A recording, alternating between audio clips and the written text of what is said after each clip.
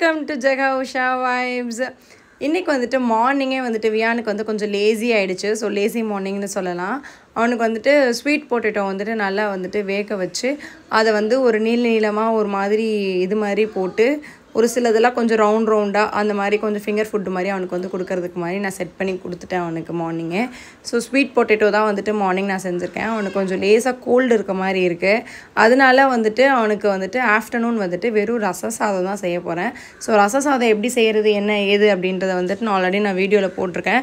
So உங்கள் குழந்தைங்களுக்கும் gold இருக்குது இந்த மாதிரி ஃபீல் ஆகுது அப்படின்னா நீங்கள் வந்துட்டு அவங்களுக்கும் இந்த மாதிரி ரச சாதம் செஞ்சு கொடுங்க. ரொம்பவே நல்லா அவனுக்கு வந்து ஈஸியாக அந்த இம்யூன் பவர்லாம் கொஞ்சம் இன்க்ரீஸ் பண்ணி அவனுக்கு திரும்ப பேக் டு ஃபார்ம் கொண்டு வரதுக்கு ரொம்பவே ஹெல்ப்ஃபுல்லாக இருக்கும். அதை விட நீங்கள் வந்து சூப்பரான ஒரு நைட் டின்னர் வந்து நான் செஞ்சுருக்கேன். அந்த டின்னர் என்ன அப்படின்றத நம்ம பார்த்துலாம் இந்த வீடியோவில். இன்றைக்கி டின்னர் ரெசிபி வந்துட்டு வியானுக்கு குவிக்காக செய்ய போகிறோம் அப்படின்னு சொல்லிட்டுங்க. குவிக்காக செய்கிறதுக்கு நான் என்ன எடுத்திருக்கேன் அப்படின்னு பார்த்தீங்கன்னா அந்த பொரி தான் எடுத்திருக்கேன். இந்த பொரி வச்சு தான் நம்ம வந்துட்டு இன்றைக்கி டின்னர் செஞ்சு போகிறோம். உப்புமா வந்து எதுலையோ செஞ்சு பார்த்துருந்துருப்பீங்க. ஸோ இன்றைக்கி வந்துட்டு உப்புமா மாதிரி தான். ஒரு உப்புமா தான், வெஜிடபிள்ஸ் போட்டு அது கிச்சடி இல்லையா. ஸோ அந்த மாதிரி ஒரு டிஃப்ரெண்ட்டான ஒரு டைப்பில் வியானுக்கு வந்துட்டு கொடுக்க போகிறோம். இந்த பொரியை ஃபஸ்ட்டு என்ன பண்ணலாம்னா நல்லா ரோஸ்ட் நல்லா முறுமுறுன்னு இருக்கக்கூடிய பொரியாக எடுத்துக்கோங்க. இதை வந்து தண்ணியில் போட போகிறோம். அவ்வளோதான். பொரி நார்மல் தண்ணி தான், சூடான தண்ணி அந்த மாதிரி எந்த தண்ணியும் இல்லை. நார்மல் தண்ணியில் தான் போட்டு நல்லா டிப் பண்ணிடலாம். ஒரு 5 மினிட்ஸ் ஆகட்டும். அதுக்குள்ளே நம்ம இந்த பக்கம் கட் பண்ண வேண்டியது எல்லாமே கட் பண்ணலாம். அந்த பொரி அது கொஞ்சம் இந்த அந்த மொறுமொறுப்புலாம் போகணும் அப்படின்றதுக்காக இதை அப்படியே ஒரு ஓரமாக வச்சுட்டு நம்ம வந்துட்டு என்னென்ன வெஜிடபிள்ஸ் வேணுமோ அந்த வெஜிடபிள்ஸ் எல்லாமே எடுத்துக்கலாம். நான் வந்து வெங்காயம் தக்காளி மட்டும் தான் நீங்கள் சேர்க்க போகிறேன். உங்ககிட்ட நீங்கள் கேரட்டு பீன்ஸ் எதாக இருந்தாலுமே நீங்கள் வந்து அதோடு சேர்த்துக்கலாம். வெங்காயம், அரை வெங்காயம், அரை தக்காளி இதை மட்டும் போட்டுட்டு நல்லா இப்போ கிரைண்ட் பண்ணி எடுக்க போகிறேன். நல்லா இந்த மாதிரி பொடி பொடியாக கிரைண்ட் பண்ணி எடுத்துக்கிட்டேன். அடுப்பில் வந்து கடாய் வச்சுக்கலாம். மக்களே, இந்த கடாய் ஞாபகம் இருக்கா? அதே ஆப்ப கடாய், அதே டைலர்.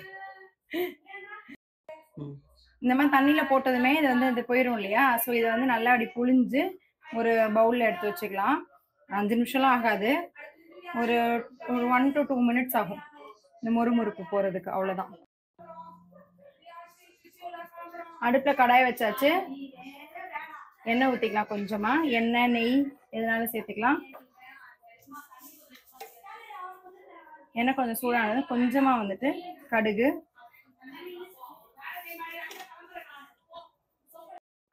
கடுகு பொரிஞ்சதும் நம்ம எடுத்து வச்சுக்கக்கூடிய வெஜிடபிள்ஸ் அப்படியே போட்டுடலாம்.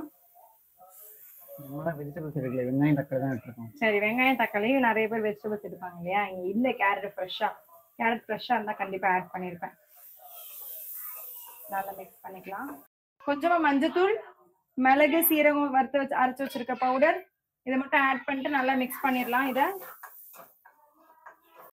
இப்போ இதில் கொஞ்சமாக தண்ணி ஊற்றி ஒரு 5 மினிட்ஸ் கிட்ட இது நல்லா வந்துட்டு வேக விட்டுறலாம்.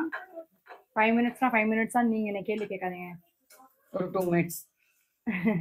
அது அப்படிதான் வாயில வரும். இது கொஞ்சம் நல்லா ஸ்மாஷ் ஆகி ஒரு மாதிரி ஜூஸியாக வரணும். அது வரைக்கும்